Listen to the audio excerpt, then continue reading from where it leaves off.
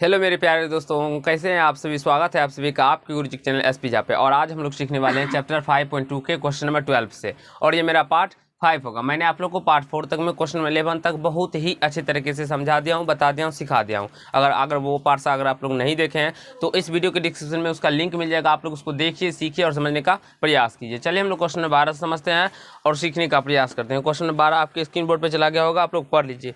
Question number 12 में कहा गया है, दो समांतर श्रेणियों का सार्व अंतर समान है। यदि उनके 100वें पदों का अंतर 100 है तो उनके 1000वें पदों का अंतर क्या होगा। चलिए मेरे प्यारे दोस्तों, यहाँ से देखिए दो समांतर श्रेणी का सार्व अंतर समान है। कोई बात नहीं, अच्छी बात है। पहले सबसे पहले हम लोग मान लेते हैं। देखिए, माना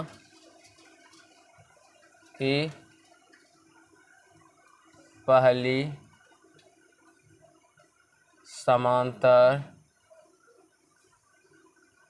श्रेणी का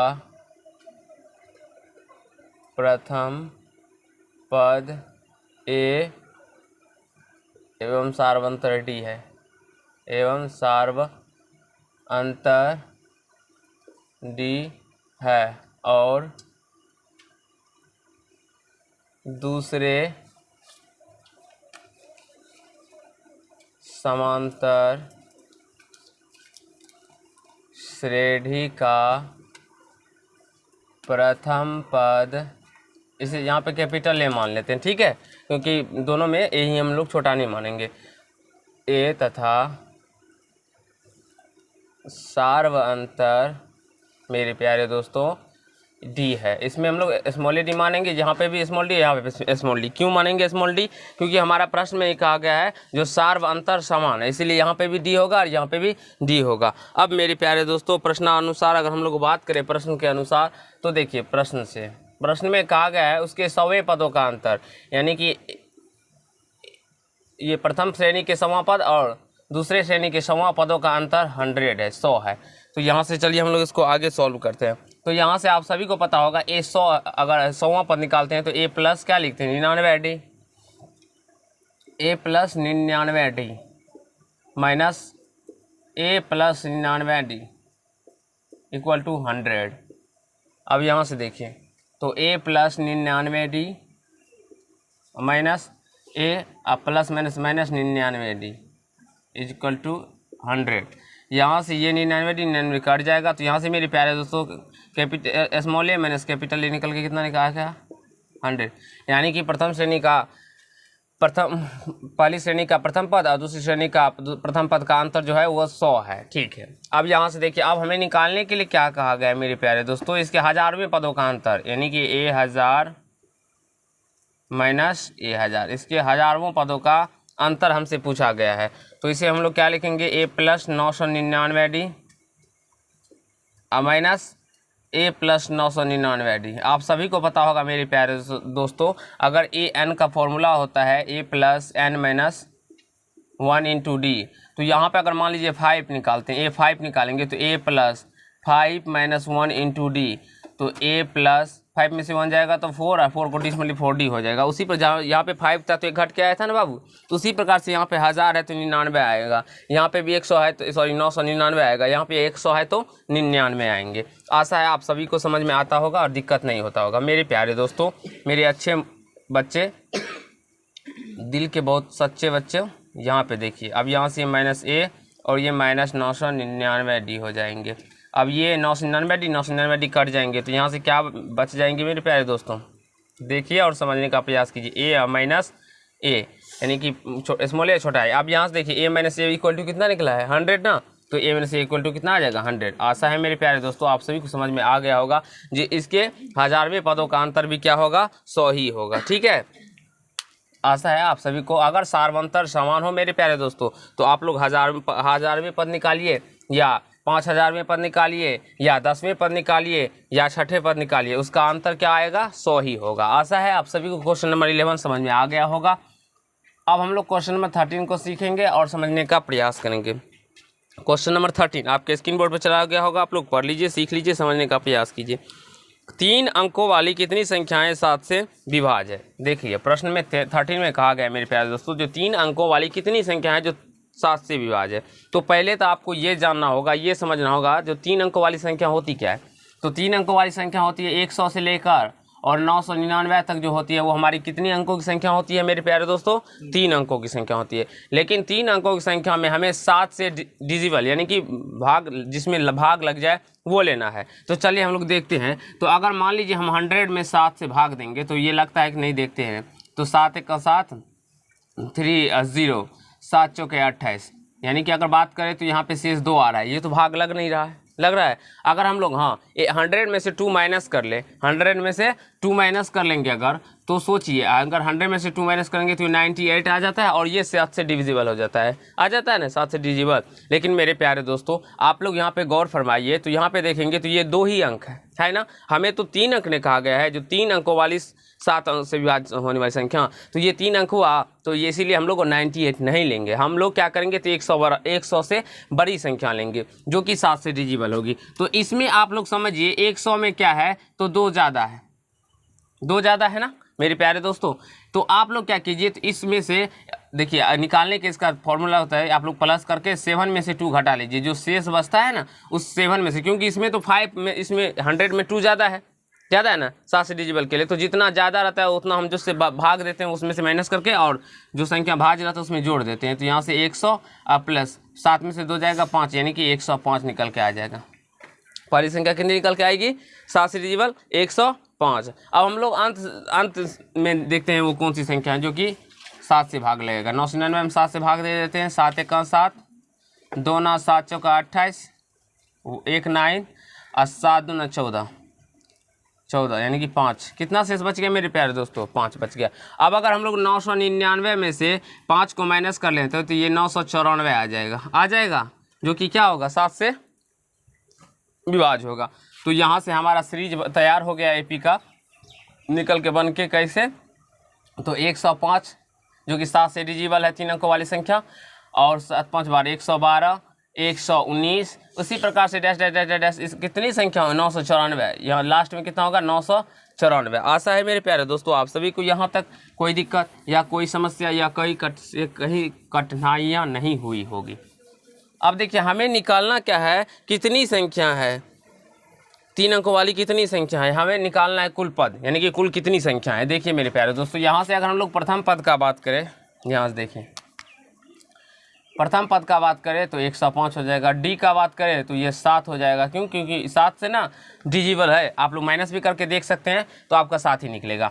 और यहाँ पे ए एन इक्वल टू हमारा दिया हुआ है 994, ये लास्ट टर्म जो होता है वो ए एन इक्वल टू होता है। आप लोग को बताए थे कभी भी एपी का जो सीरीज होता था वो क्या बताए थे हम लोग, A1 A2 A dash dash A N होता था ना मेरे प्यारे दोस्तों। मैंने आप लोग को जब एपी की समांतर श्रेणी पढ़ाया था तभी उसी में सामान्य रूप में आप लोग एपी के सामान्य रूप में पढ़े होंगे, तो उसमें लिखाया था आप लोगों को जो एपी का जो होता है वो A1 A2 A3 dash dash A N होता है ना। तो लास्ट टर्म जो होता है वो ए एन होता है। तो यहाँ पे 994 हमारा ए एन इक्वल टू होगा। हमें एन का मान निकालना है मेरे प्यारे दोस्तों। अब यहाँ से ए एन का फॉर्मूला अभी भी बताए थे आप लोग को, A + n - 1 × d और इक्वल टू 994।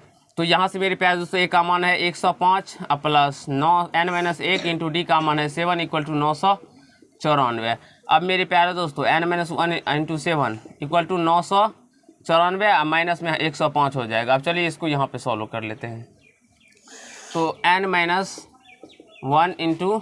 7 इक्वल टू 4 में से 5 घटेगा 9, फिर 8 में से 0 जाएगा 8, और फिर 8 में से 1 जाएगा तो 7, ये इतना आएगा। अब फिर n - 1 इक्वल टू मेरे प्यारे दोस्तों 789/7, तो 7 से कट जाएगा, 7 1 का 7, 7 1 का 7, और 789 हो रहा है, 9 5 14 का 4, हासिल 1, 8 1 9 और 8 1 9, 7 1 का 7, 7 1 का 7, 994 में से जब हम लोग 105 को माइनस 9 5 14, जब यहाँ पे देखिए 800 होगा मेरे प्यारे दोस्तों, 889 होगा। 7 1 का 7, उसके बाद 18, 7 2 14 और 7 7 49, यानी n - 1 इक्वल टू मेरे क्या हो जाएगा 127। n इक्वल टू क्या हो जाएगा 127 प्लस 1 मेरे प्यारे दोस्तों, n का मान निकल के आ जाएगा 128। अब हमसे पूछा जा रहा है जो कितनी संख्याएं 3 अंकों वाली कितनी संख्याएं 7 से विभाज्य लिखेंगे। अतः 3 अंकों वाली 3 अंकों वाली कुल 128 संख्या है, कुल 128 संख्याएं है जो 7 से विभाज्य, जो 7 से विभाज्य है। आशा है मेरे प्यारे दोस्तों आप सभी को क्वेश्चन नंबर 13 बहुत ही अच्छी तरीके से समझ में आ गया होगा और कहीं से कोई दिक्कत नहीं हुआ होगा। मेरे प्यारे दोस्तों आप लोग ऐसे भी बना सकते हैं। इसका दूसरा तरीका भी है, जब लोग हम आप लोगों के लिए एक जल्द ही जनरल कंपटीशन वाला चैनल लेके मैथ का चैनल लेके आने वाले हैं, जिसमें कि आप लोग को हम जनरल कंपटीशन के में बताएंगे, उसमें भी आप लोग को एपी पढ़ाएंगे और उसमें हम लोग इस मेथड से भी बनाएंगे और उसका ट्रिक क्या होता है, कैसे इसको हम लोग 5-10 सेकंड के अंदर निकाल सकते हैं, वो भी बताएंगे। तो उस चैनल जब मैं आप लोग के लिए लेके आऊँगा तब मैं आप लोग को बताऊँगा, तो आप लोग उस चैनल पर जाके जरूर उस चैनल को सब्सक्राइब करके और पढ़िएगा। चलिए हम लोग 14 नंबर प्रश्न को सीखते हैं और उसके समझने का प्रयास करते हैं। 14वां प्रश्न आपके स्क्रीन बोर्ड पर चला गया होगा, आप लोग पढ़ लीजिए और सीखने का प्रयास कीजिए। कहा गया है 10 और 250 के बीच में 4 के कितने गुणज है। चलिए मेरे प्यारे दोस्तों वही क्वेश्चन है, 4 से कौन कौन संख्या में भाग लगता है, वही हो गया। गुणज क्या होता है मैंने आप लोग को बताया था। तो गुणज हो गया जो 10 और 2 से 50 के बीच में। कहा गया मेरे प्यारे दोस्तों 4 के गुणज लिखना है, तो 10 और 4 से 50 के बीच में जब लिखना है तो ये समझिए, यानी कि 10 से आगे कौन सी ऐसी संख्या जिसमें कि 4 से भाग लगता है। तो बेसिकली हम सब बचपन से ही पढ़ते आ रहे हैं, ये तो छोटा संख्या तो हम निकाल भी सकते हैं, जैसे कि 12 फिर 16 फिर 20 ऐसे करके डैश डैश। और उसके बाद हम लोग 50 250 अगर हमें पता नहीं चले तो भाग दे के चेक कर लीजिए। 4 छक्का 24 1 0 4 दूनी 8, यानी कि 2 ज़्यादा है इसमें से, तो 2 घटा लेंगे यानी कि 248 आ जाएगा। देखिए तो अब सेम ऊपर के जैसा प्रश्न हो गया ना मेरे प्यारे दोस्तों। यहाँ से ए दिया गया है, आप लोग को निकाल लेना है। ए हमारा कितना होगा, ए है 12, डी कितना है 4 है।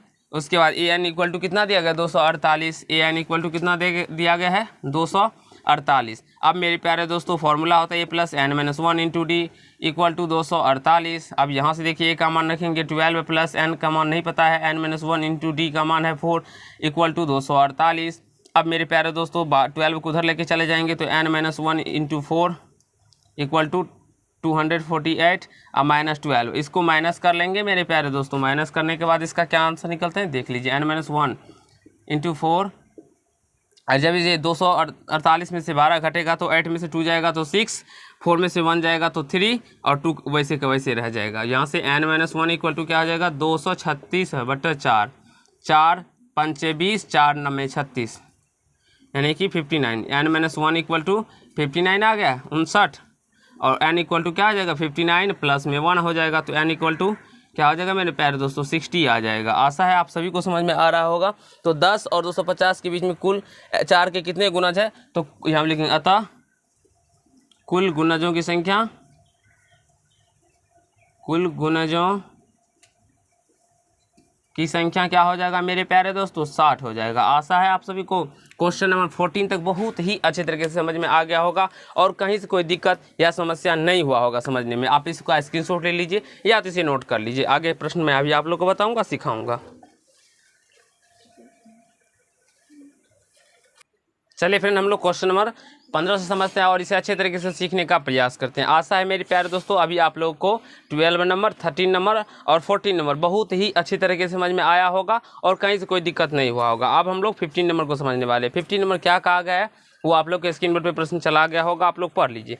क्वेश्चन 15 में कहा गया है मेरे प्यारे दोस्तों, जो एन के किस मान के लिए दोनों समांतर श्रेणी इतना और इतना के nवें पद बराबर होंगे, यानी कि n के कौन सा मान होगा जो कि इस दोनों समांतर श्रेणी के लिए बराबर होगा। चलिए मेरे प्यारे दोस्तों मान लेते हैं, माना कि पहली समांतर श्रेणी का प्रथम पद a और सार्वअंतर मेरे प्यारे दोस्तों d है, ठीक है। और दूसरी समांतर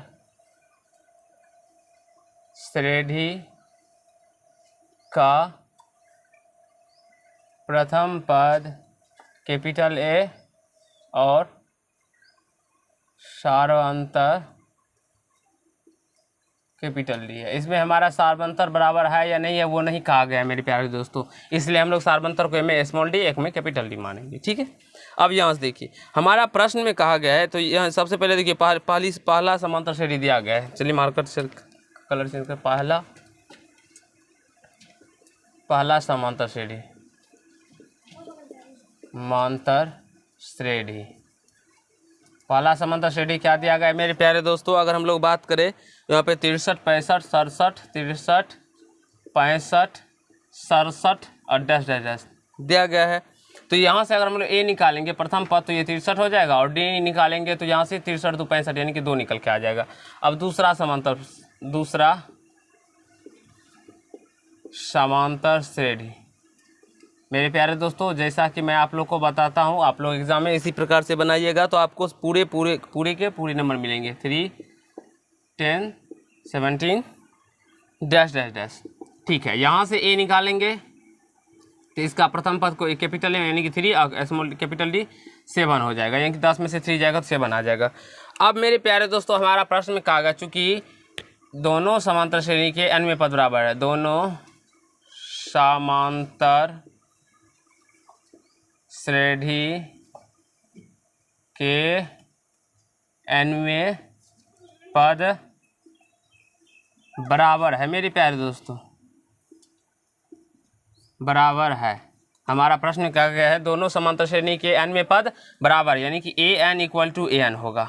आशा है आप सभी को पहले समांतर श्रेणी का प्रथम पद ए था तो ये an, और दूसरे समांतर श्रेणी का प्रथम पद कैपिटल ए, तो इसलिए हम लोग an इक्वल टू क्या किए an कर दे। मेरे प्यारे दोस्तों, मेरे नन्हे मुन्ने a plus n minus 1 into D हो जाएगा। यहाँ पे हम लोग a plus n minus 1 into capital D लिखेंगे। अब यहाँ से a का मान रख दीजिए मेरे प्यारे दोस्तों। पहले समांतर श्रेणी का a का मान है 63 plus n minus 1 into D का मान है 2। उसी प्रकार से कैपिटल ए कितना है, यहाँ पे 3 है, plus n minus 1 into D का मान कितना है 7 है। मेरे प्यारे दोस्तों क्या करते हैं हम लोग, इसको गुणा कर देते हैं। पहले 63 प्लस 2n माइनस 2, यहाँ पे भी 3 प्लस 7n माइनस 7। अब इसको इधर लेके आ जाते हैं, इसको उधर लेके चले आते हैं। चलिए अब यहाँ पे हम लोग हल करते हैं। देखिए मेरे प्यारे दोस्तों, इस 63 को उधर लेके चलेंगे, यहाँ पे क्या बच जाएगा 2n माइनस 2, और यहाँ पे है प्लस में 7। इस 2 को भी देखिए, इसको हम कैसे लिखें, 63 में से 2 चला जाएगा तो क्या हो जाएगा, यहाँ पे हम लोग लिख सकते हैं 2n प्लस 61। उसी प्रकार से 7n, यहाँ पे क्या है -7 है, तो ये 3 में से चला जाएगा तो ये -4 बच जाएगा, यानी कि 7n माइनस 4 बच जाएगा। अब हम इस 2n इधर लेके आ जाएंगे तो ये -7n हो जाएगा, और यहाँ से -4 इधर माइनस प्लस में इधर -61 हो जाएगा, तो यहाँ से -5n इक्वल टू क्या हो जाएगा -65 हो जाएगा। तो यहाँ से माइनस चला जाएगा, n इक्वल टू क्या हो जाएगा 65/5, तो 5 से कट जाएगा, 13 × 5 = 65। n का मान क्या निकल के आ गया 13। तो हमसे पूछा क्या गया मेरे प्यारे दोस्तों, तो n के nवें पद बराबर होंगे, n के किस मान के लिए लिखेंगे, अतः 13वें पद, 13वें दोनों समांतर श्रेणी के 13वें पद बराबर होंगे। आशा है मेरे प्यारे दोस्तों, आंसर ठीक है बाबू। आशा है मेरे प्यारे दोस्तों आप सभी को क्वेश्चन नंबर 15 बहुत ही अच्छे तरीके से समझ में आ गया होगा, कहीं से कोई दिक्कत या समस्या या कठिनाई नहीं हुआ होगा। अगर ये पार्ट आप लोग को अच्छा लगा होगा तो वीडियो को लाइक कीजिएगा, कमेंट कीजिएगा, शेयर कीजिएगा, और चैनल पर नए होंगे तो चैनल को सब्सक्राइब करके बेल आइकन को प्रेस कर लीजिएगा, जिससे मेरे हर एक वीडियो का नोटिफिकेशन आप तक पहुँचता है। तो धन्यवाद दोस्त, आज के पार्ट में हम लोग इतना ही करेंगे। नेक्स्ट पार्ट में इसके आगे के प्रश्नों को सीखेंगे और समझने का प्रयास करेंगे। धन्यवाद।